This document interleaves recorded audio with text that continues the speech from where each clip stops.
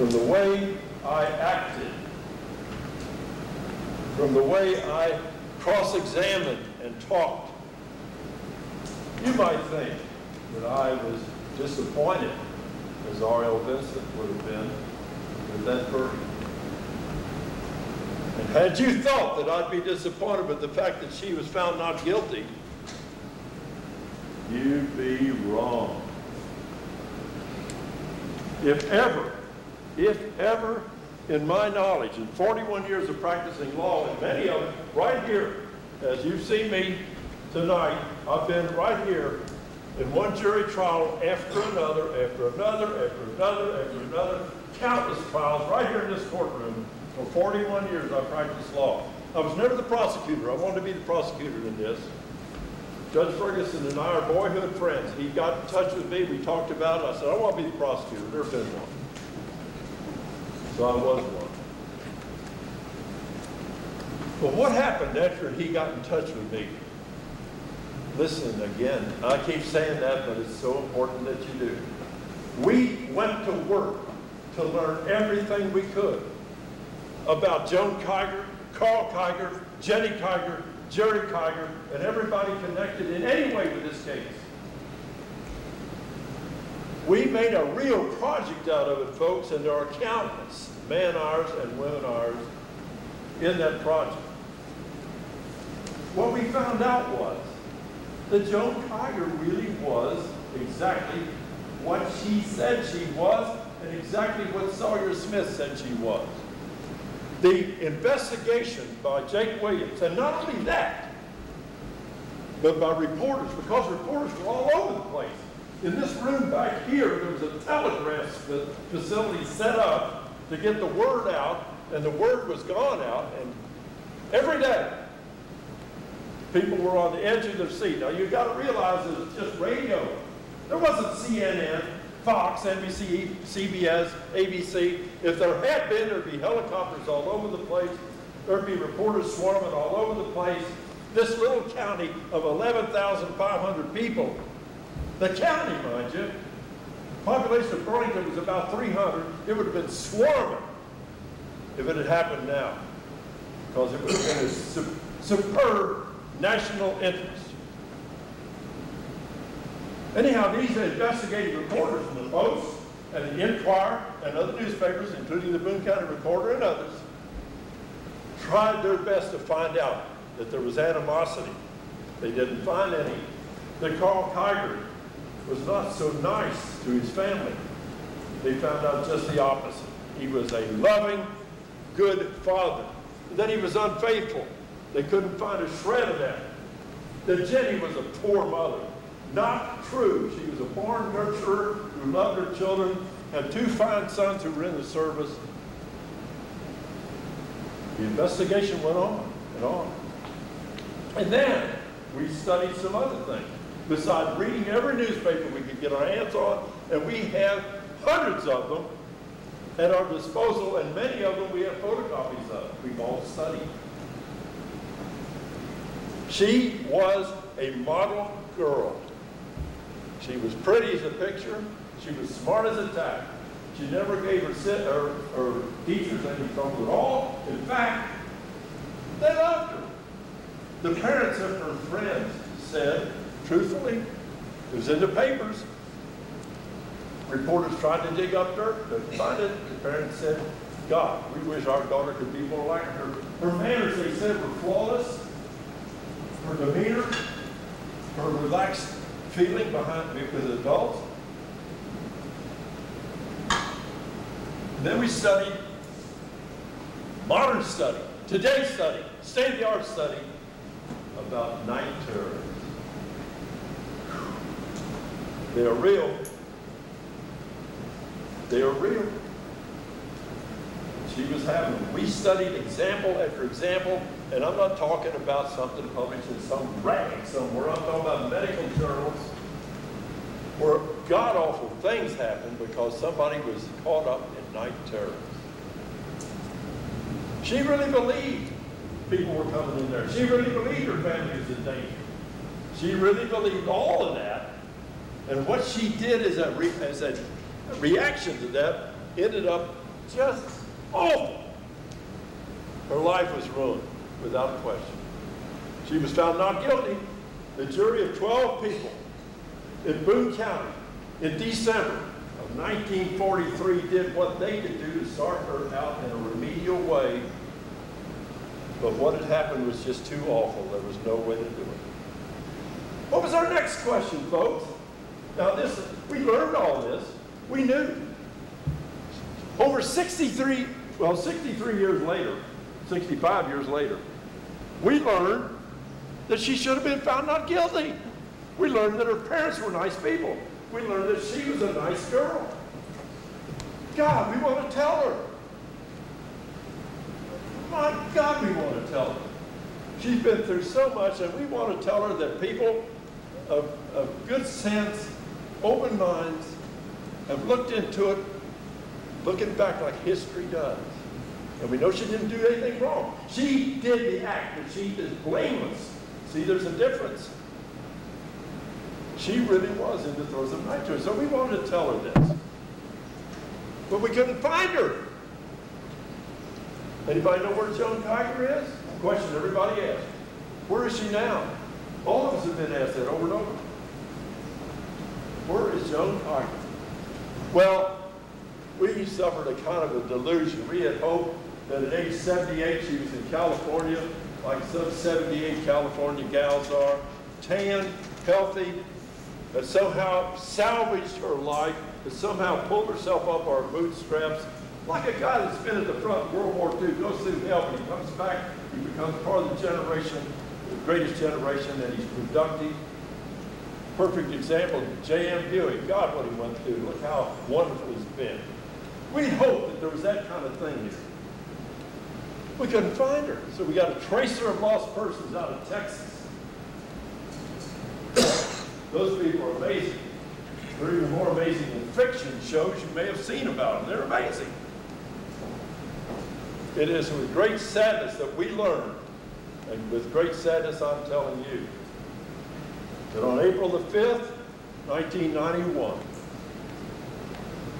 a woman who changed her name to Marie K. Kiger and lived on 4100 Brownstown Road in Louisville, Kentucky, unmarried, Marie J. Kiger, who had gotten a degree from the University of Louisville, Bachelor of Science, in 1958. Marie J. Kiger got this education all these years later. Marie J. Kiger died on April the 5th, 1991, alone in the Christopher Rest home in Louisville, not in California, barely 100 miles away. She was alone enough, folks, that she left her body at the University of Louisville. Well, we learned that it was, to us, like a death in the family. You can't imagine how close we had gotten to her and the circumstances surrounding this incredible, unspeakable tragedy. So, folks, we will never, ever, on this earth, get to tell Joan Kiger, Joan, you were a good kid. Extraordinarily good. We know that. This is not guessing, we know that. On the night of August 17, 1943, what happened to you ruined lives left and right. It took the lives of some people, we know about that. But it ruined her life. She might as well have died that day. Such a shame. Now, our purpose now, for what it's worth, all of us, is to let everybody know that we can get to and get the message to. The justice was done by a jury of 12 in Boone County. They weren't a bunch of saps. Far from it. They were perceptive, intelligent, and they could see what had happened. And what the main thing is, think about it. Think about it. No matter what she may have had against Carl, and she had nothing against him, we couldn't find a thing. No matter what she may have had against her mother, and she had nothing against him, we couldn't find a thing. Everything we found out about her relationship with little Jerry was the nervous thing you ever saw. It was loving, warm, wonderful. When they went to Coney Island on Sunday, before all this happened, little Jerry came out to the car at the end of the day. You just wanted to hug him. Now, he was born in 1937. There's no hugging except in our minds and our emotions. We would ask folks, and just like Sawyer Smith and that's Kelly Palmer, and hugged Amanda, Joan Kiger, after this trial, that you emotionally take it upon yourself. Somehow, all these years later, give Joan Kiger a hug, the same hug the jury tried so hard to do on that cold December day, 1943. Thank you very much.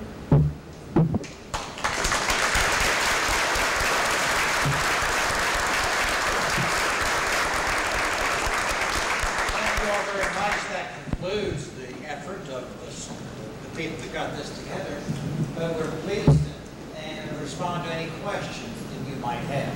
Any of you in the audience that want to direct your questions to Asa, to Jim Kiger presiding as Judge Ward Yeager. Carl Kiger was his grandfather's brother, or his great-grandfather. His grandfather's brother was Carl Kiger.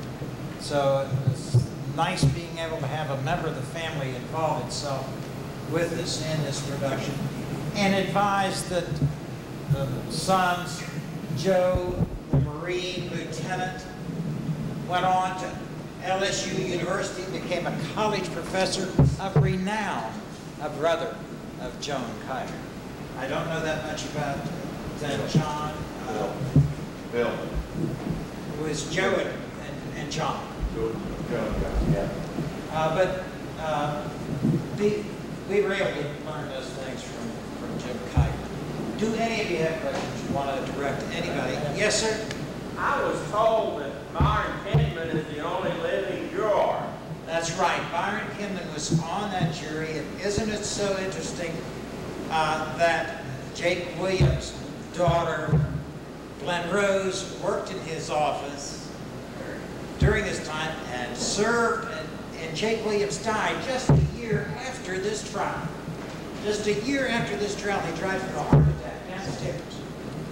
His daughter then, Glenn Rose, was appointed to take his place to the remainder of his term until the next election when Irvin Rouse was elected. But Glenn Rose is alive. She married Byron Kinman, the only living juror that I know of. David Houston was also a juror, and all these guys up here are carrying the names. Gilbert Dalwig, Howard Hampton, we know, many of you here would know. And isn't it interesting that of the 12 members of the jury, where did the women go?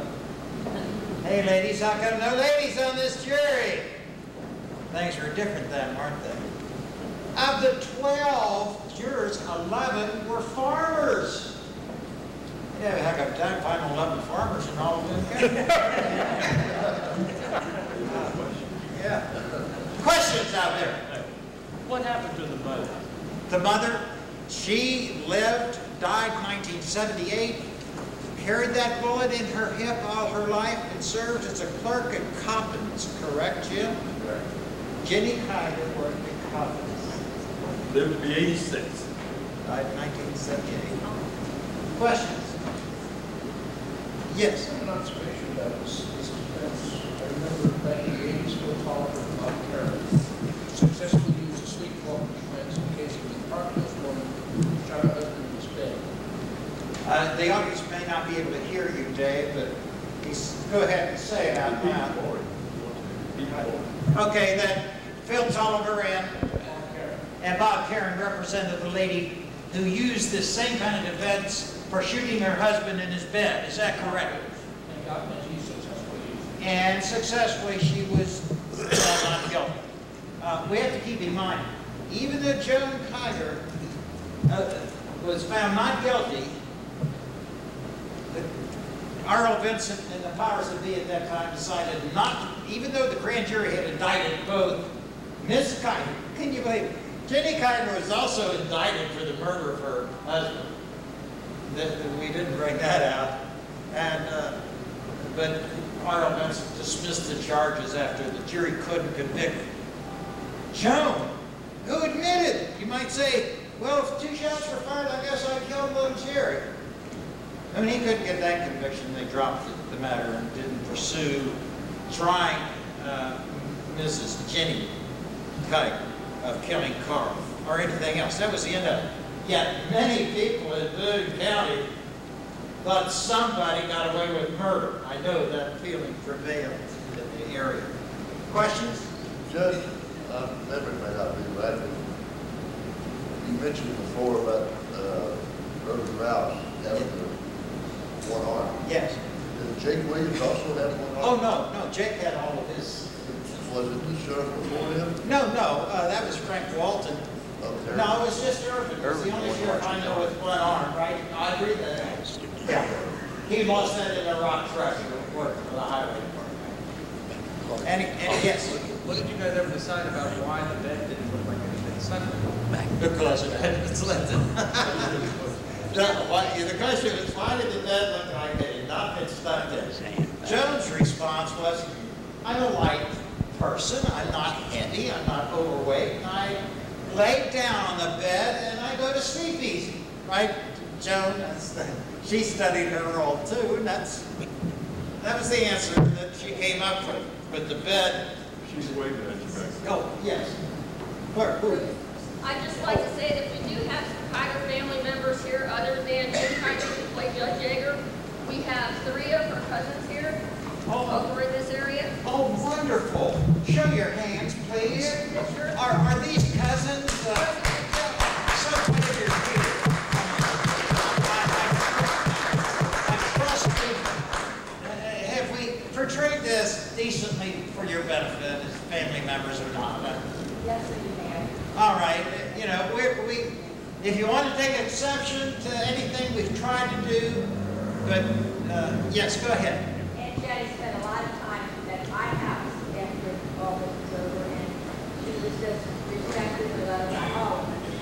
And it changed her life forever, too. But she was a wonderful lady. Well, so pleased that you're here. Tell us your relationship with Jenny or Carl or who?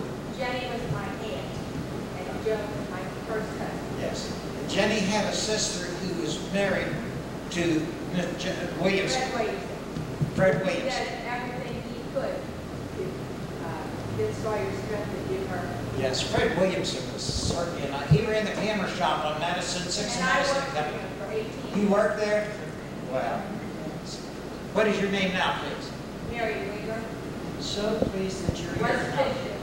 And Henriette Fisher was Joan Kiger's godmother, and she was president at the time of the strip search Oh, courthouse. yes, sir. I'm standing because that's my mother. I wanted to put her on the spot.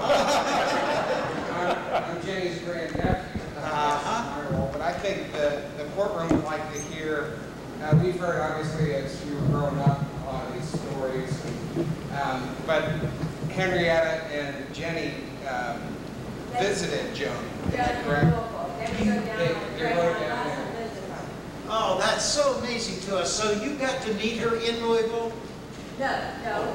Her mother. She kept her identity very quiet, very close. She would not let, in fact, my mother would never tell me Joan's last name because Joan requested that nobody knew it. She reversed her name to Marie Joan Kiger, changed the G to an L. But I didn't find that out until after she died. So you never had But the my opportunity to mother meet her. and Jenny would take a Greyhound bus and go down to Louisville to visit her. Oh, my. And she actually died in breast In a restaurant, yes. breast cancer. Oh, Breast cancer. breast cancer is what took her life. Everybody on the staff was would have loved it. Yes, thank you. Any other family members that want to make a comment? Yes. Bruce, I like to know How many people remember that's present here? Remember what? Remember what had happened? Remember? Yes, okay, we just want to show hands of people that remember the event. Yes, isn't that, yes. I was 14 years old at the time. I was 10. Yes, even mine. Joe was 15 years old. Some interesting incidents. Joe was 15 at the time. On August the 16th, the Kigers celebrated their 24th wedding anniversary the day before they were killed. An incident. Jake Williams died a year later. Melvin Huff, the state policeman who played a very important role, he was killed by a jealous husband over in Campbell County in 1948. Judge Yeager died a few years 1967. at the age of 78. February 67. We're so pleased that Byron Kimman is still alive, but Byron doesn't have his faculties anymore. Is that correct? Glenn Rose, I was hoping she could appear. Any other questions? Oh, yes. Since she was found not guilty, how did she end up in a mental hospital? Oh, no, well, a condition. Keep in mind, Judge Carol Cropper was the juvenile judge. He waived her to be tried as an adult. He did not lose jurisdiction over her as a juvenile. When she was found not guilty, he exercised his power and in working with Fred Williamson. Look, we will drop this whole thing. We won't bring charges against Jenny. We're going to forget this whole thing, but I want Fred Williamson, commit yourself to me that she will go for institutional help. So it was a gentleman's agreement, kind of between Judge Cropper and Fred Williamson, that she received institutionalized help. And one time she went to the Manager Institute in Topeka, Kansas. And then we traced her records to Lakeland, in Central State Hospital at Lakeland in Jefferson County. State-of-the-art medication, as JM would tell you, none of that would have been necessary. What they know now, they did not know then. We couldn't help her. That tragedy. She did receive treatment to a degree. Madam Digress a minute, I'm Yes, sorry. go ahead. That brown jury, that thing sitting up there that looks like a tire turned upside down on an airplane is the jury wheel. The names of the jurors were selected for that wheel. That's the wheel, folks, that was in this courtroom in December of 1943. That's the wheel. This courtroom where you are sitting is where the trial occurred. There were 30 witnesses over 5 days, and they exhausted it as much as they can. We have done what we did with dramatic license, because that's the way you have to do it in order to get a message across and feeling across and focus what was important. Yes. I had a question about the guns. The way it was presented is you went downstairs and got 2 guns. That's right. One she couldn't use. That's right. The other one you stopped talking about, and then she went and got one from under his pillow. Yes. So there's 3 guns, but she only talked about 2. That's right. The one gun from under his pillow was the Smith & Wesson that killed Carl and the boy. But keep in mind, she had to reload that Smith & Wesson. Yeah, we couldn't get into everything. Yes. I know you couldn't. And all but 3, I saw a gap. all 3 guns